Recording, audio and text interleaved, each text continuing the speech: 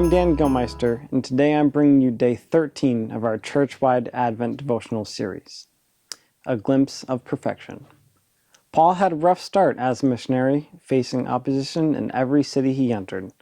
When he arrived in Corinth, mentally and emotionally battered from his previous stops, he faced yet another crisis. It seemed as if he would receive no rest from his enemies as he sought comfort from God. We find ourselves in less than perfect situations daily. Whether it's in our jobs, relationships, or finances, there are things that go wrong, days that seem endless, and stages of life when we wonder if we'll ever find rest again.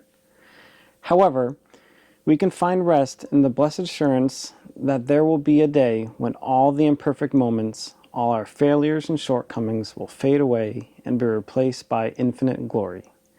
We are children of God, and we were chosen to be victorious.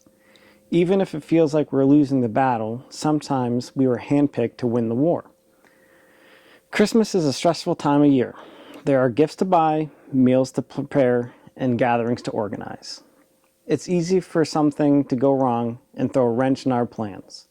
However, we must remember the true meaning of Christmas. Jesus came to be our Savior and wipe away the imperfect pieces of our lives.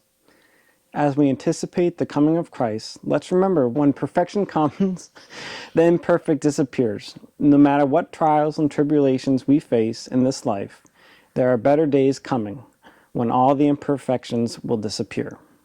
Now let's reflect. Christ is the coming perfection that will make imperfections disappear. How can we greet imperfect situations with a more positive perspective? In what ways can you help others see past their failures and look towards a hopeful future? Now here's our scripture. It's 1 Corinthians 13, verse 10. But when the perfect comes, the partial will come to an end. Thank you. Merry Christmas.